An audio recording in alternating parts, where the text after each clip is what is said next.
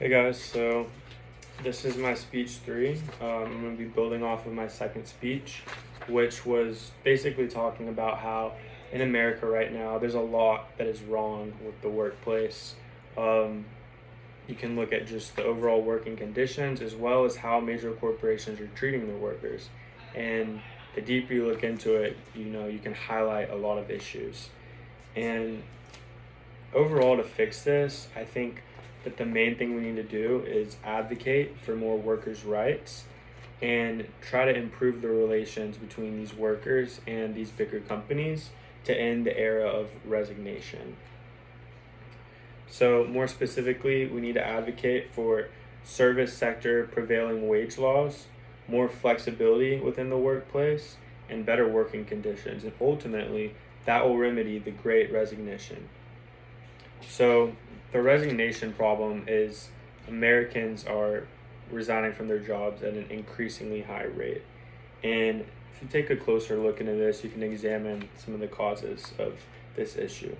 So resignation is on the rise. In 2022, that was the real year of resignation. That's what different economists called it. And it actually broke the record from the previous year, 2021, with over 50 million people resigning from their jobs. And that was talked about in an article by Likurdi in 2023. So you look at why this is an issue. Why are so many people resigning and why right now? And the short answer is COVID. A research study by the Pew Research Center, they kind of highlighted some of what COVID has caused, some of the reasons that COVID has led to such a significant rate of resignation. And low pay is one of them. The pay has just gone a whole lot worse over the years recently after the pandemic. Overall disrespect in the workplace and lack of advancement opportunities. And this type of stuff is talked about with Parker and Horowitz, their article from 2022. So, an example of a worker who ultimately quit his job from the COVID pandemic and some of the issues that it was causing, was Evan Bolden. An article by Mims in 2021 talked about Evan Bolden, who he basically resigned for the reasons I said, pay issues and then bad working conditions. This article went into more of his story. So you've got to recognize that companies are responsible for keeping a safe culture. It's their job to provide that culture, provide opportunities for advancement, and adequate pay. And the opportunities for advancement is what I talked about more in my last speech, and that we need to create more opportunities, right, for workers who stay loyal to their company to progress, right, get raises, work their way up the ladder.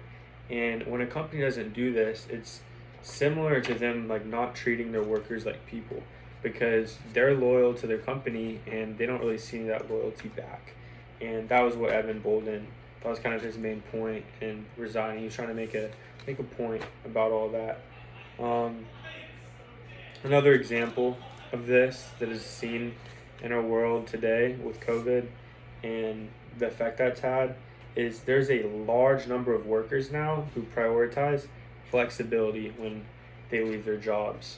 Out of those 50 million Americans, a lot of them say that they don't feel flexible, and that can mean they have to drive an hour to work, traffic. They're not accommodating to them, and you see some companies doing that with like remote jobs, and offering that remote job opportunity will oftentimes lead some of these people to take a different job, one that provides opportunity for them.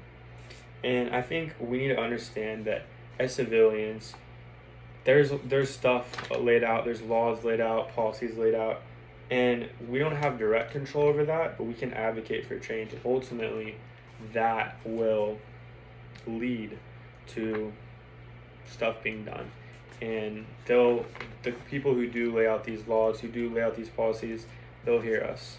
So before I go any further, I just wanted to show my outline, full speech outline, or key word outline. And I'm going to get into my second paragraph. So to dive in further to that solution that we can do, I've kind of already talked about a little bit about more specifically what we can change, and I'm going to give a better reason or a more in-depth reason. So in order to do this, we need to advocate for legislation to be done. More specifically, the service sector wage laws. And if we can really hit the nail on that, I think a lot will come from it. And so the service sector wage laws, Ariela Glass in 2022, it's an article where she kind of talked about what this legislation means. And in the European Parliament, in Europe, the European Union, they enact a lot of these laws, and so more flexibility in the workplace and better conditions, specifically in the service industry. Some of the stuff I've been talking about, there's laws that you can enact that strengthens that, and what that means is it's prioritizing where government dollars go, making sure they go to the right place in ways that will ultimately come back to these important workers and these essential workers, shown to have really good impact and support these jobs like janitors or teachers or people like that. So some of what these laws are is maximizing the amount of hours that you can work in a week. You can't work overtime after a certain point. It's like, or you can potentially work overtime, but they have a threshold where you can't overwork yourself to the point that, it's just way too much. So keeping it kind of realistic, and also offering free training programs for improving job conditions. So the EU, with these laws, what they do is they allow for companies to get free training on basically giving them ideas on how they can accommodate towards their workers, make their workers happier, and help acclimate the workers to this environment. And I think the motto is, if you care for your employees, they're more satisfied with the company and they appreciate being cared for, and that leads to less resignations. That shows the organization cares about them. And there's already many different areas where these implemented conditions have made positive change. So the EU has put and enacted some of what I just mentioned with the training programs and the hours in the week.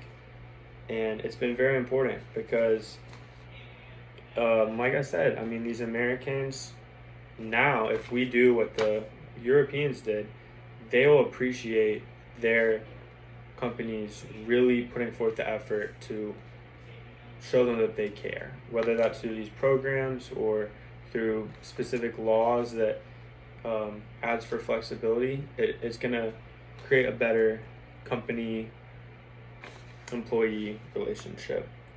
And I think on the flip side, if Americans don't feel like they're cared for, they'll continue to resign, and it shows that companies don't really care about their work-life balance. The EU, they've proven that this works, and it's bound to work in America if we just kind of follow in their footsteps. So overall, I think that creating legislation such as these sector laws or increased wage laws or working conditions, such as what's implemented in the EU, that would decrease resignations across the nation. And also improving these conditions, it'll make sure that government dollars are going to the right place if we do it the right way. And it's important that we advocate for these changes, and I feel like organizations are likely to step in, and they'll soon realize truly what the impact this has for both them and for the employees, and how overall it'll strengthen that relationship and better work-life balance for the employees and less resignations for overall the company. So